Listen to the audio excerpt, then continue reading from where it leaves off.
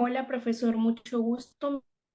Mi nombre es Milady Pérez Meléndez del Máster en Neuropsicología Clínica edición 2023-2024. Y en el día de hoy vengo a hablar sobre las bases neurobiológicas de la agresión y de la violencia. El presente trabajo tiene como objetivo describir las bases neurobiológicas de la agresividad y la violencia y cómo estas se relacionan con un trastorno psiquiátrico, en este caso el trastorno de la personalidad antisocial. Para comprender mejor para comprender mejor se hace necesario inicialmente detallar algunos conceptos básicos. Comencemos con la agresividad. De acuerdo con Baselli, la agresividad es un componente conductual normal del ser humano y que aparece ante la necesidad vital de proteger o salvaguardar la propia integridad física ante un estímulo de amenaza. Por otra parte, la violencia es caracterizada como una forma de agresión que ha perdido su valor adaptativo y cuyo objetivo es el daño del bien o la integridad física de otra persona, y está influenciada por factores personales, ambientales y sociales que moderan la expresión de la violencia. Usualmente la violencia incurre en una violación de los derechos y de las leyes de la sociedad. Existen unos tipos de agresión, los cuales Moyer en 1976 los clasificó de la siguiente manera. Agresión predatoria, que es una agresión predeterminada orientada a un objetivo. La agresión inducida por el miedo, que es una respuesta biológica. La agresión territorial, la agresión irritable, que es una agresión dirigida hacia una persona u objeto cuando se siente frustración o estrés, y la agresión instrumental cuando el individuo eh, piensa obtener una recompensa o un objetivo a través del acto agresivo. Por otra parte, Ortega y Alcázar en el 2016 mencionan que existe una agresión reactiva y una agresión proactiva. La agresión reactiva está mediada por un estado de ánimo afectivo, mientras que la agresión proactiva se caracteriza porque no es necesario que vaya acompañado de un estado emocional, sino que está motivada por un objetivo. Usualmente esta agresión proactiva se relaciona con los psicópatas, las agresiones físicas y los delitos. Ahora bien, durante la revisión bibliográfica para este trabajo se observó que algunos autores exponían sobre la relación entre la agresividad y el trastorno de la personalidad antisocial. El Manual Diagnóstico y Estadístico de los Trastornos Mentales en su quinta edición, el DSM-5, nos menciona que un trastorno de personalidad es un estado interno y de comportamientos persistentes que entorpecen el buen desarrollo social de un individuo. A su vez, define el trastorno de la personalidad antisocial como un patrón dominante de inatención y vulneración de los derechos de los demás que se produce desde antes de los 15 años. Este patrón también ha sido denominado psicopatía, sociopatía o trastorno de la personalidad disocial. Entre sus características se encuentran que las personas con un trastorno antisocial son engañosos, manipuladores, tienden a hacer actos como destruir una propiedad, hostigamiento, agresión, acoso, robo, entre otros, y con frecuencia carecen de una empatía y tienden a ser crueles, críticos, despectivos y no sentir remordimiento del acto agresivo. Algunos criterios diagnósticos que nos menciona el DSM-5 son incumplimiento a las normas sociales, impulsividad y poca planificación, irritabilidad y agresividad física, poco respeto por la seguridad de los demás, irresponsabilidad constante, ausencia de remordimiento de los actos. Metodología. Para la realización de este trabajo se hizo una búsqueda y revisión de la literatura científica publicada durante el periodo de tiempo de 2016 a 2023 acerca del tema de interés, el cual es aspectos neurobiológicos relacionados a las conductas agresivas y violentas, utilizando bases de datos como Google Académico, Cielo, Dialnet, PubMed y Science. Durante la búsqueda se utilizaron palabras claves como agresión, neurobiología, trastorno de la personalidad antisocial, conducta agresiva, trastorno de la personalidad. Los criterios de inclusión fueron aquellos artículos que estaban dentro del rango de tiempo de 2016 a 2023 y aquellos artículos que contaran con un diseño de investigación establecido.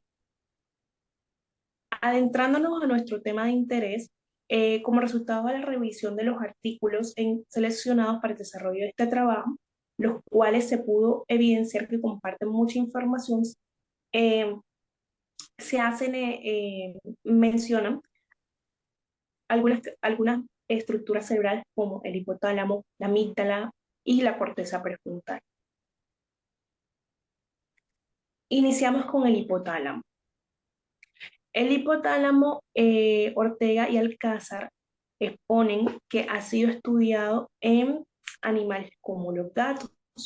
Ellos mencionan que existe una región del hipotálamo que al ser destruida o separada de sus conexiones con el tronco encefálico hace disminuir o desaparecer el ataque agresivo de rabia.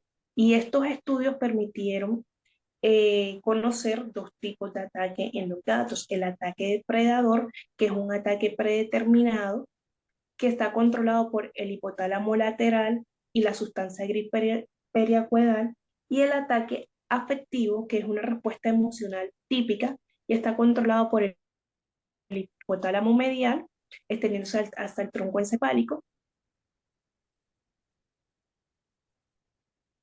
Otros estudios plasmados por Ortega y Alcázar evidencian la relación que tiene el hipotálamo con la conducta agresiva en el ser humano. Sano y colaboradores en 1970 expresan que al lesionar el hipotálamo posteromedial se presenta una disminución de la agresividad en pacientes violentos. La presencia de malformaciones como amartoma hipotalámico puede incrementar la agresividad en las personas.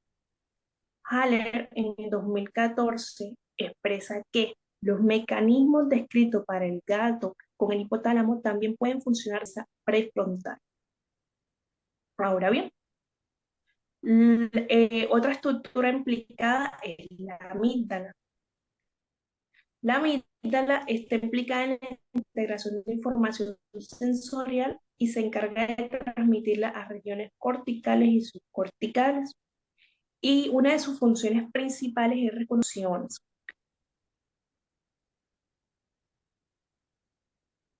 En evidencias de neuroimagen estructural, Mercurio y colaboradores en el 2019 exponen que las técnicas de neuroimagen han demostrado una correlación inversa entre la agresividad y el tamaño. Por otra parte, Ortega y Alcázar citan estudios en los que encontraron en sujetos violentos una reducción significativa en el volumen de la sustancia gris en la amígdala. En relación a las evidencias de neuroimagen funcional, encontramos que hay una asimetría anormal en la actividad de la amígdala, siendo la amígdala izquierda teniendo una actividad más reducida que la amígdala derecha. La mayor activación de la amígdala también encontraron que en estudios con pacientes psicopáticos al mostrar imágenes de estímulos neutros y estímulos violentos, donde se incidía mucho sobre la violación de los derechos de las demás personas y caras de miedo, los psicópatas tuvieron una mayor activación ante estímulos neutros que ante las imágenes violentas, lo que estos autores la asocian con la inestabilidad emocional con los sujetos psicopáticos.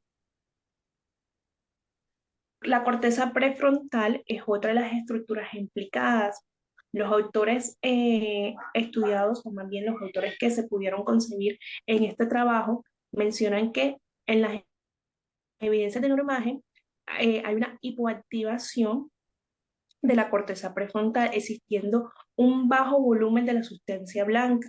Por otra parte, Mercurio y sus colaboradores mencionan que las lesiones de la corteza orbitofrontal pueden generar desinhibición en la conducta. Tanjarife e Ibáñez mencionan que la corteza prefrontal se relaciona con la modulación de la conducta agresiva. Por tanto, la reducción en su activación permitirá el aumento de los comportamientos violentos y agresivos. Sepúlveda y Moreno evidenciaron que en los asesinos hay una menor activación en la corteza prefrontal y mayor activación en la corteza en el lóbulo temporal, específicamente en la amígdala. Por otra parte, Ortega y Alcázar mencionan que efectivamente en los estudios realizados hay una disminución en la activación de la corteza prefrontal.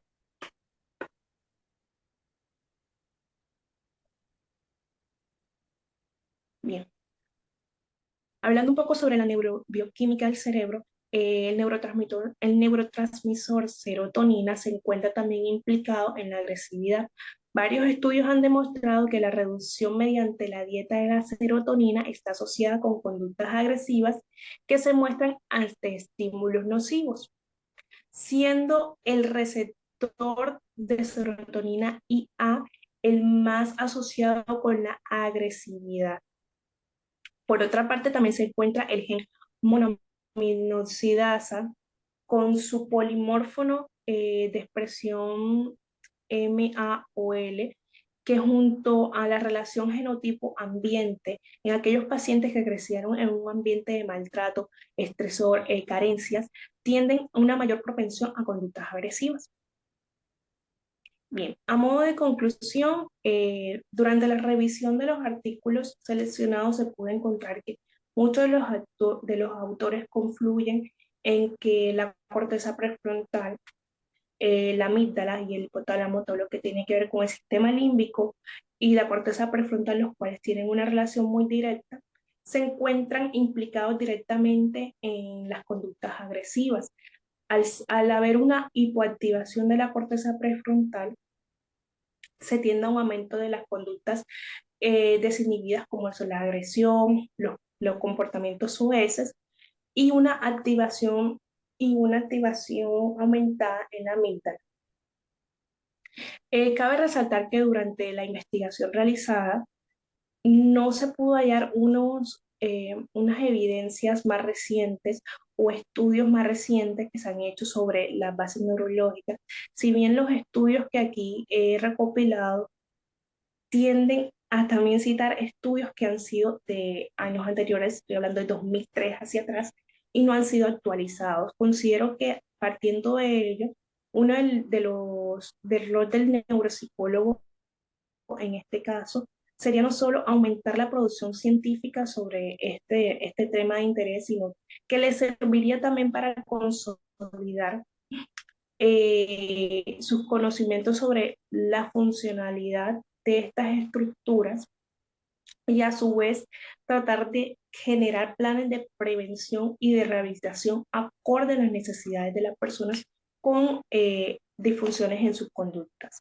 Muchas gracias, profesor.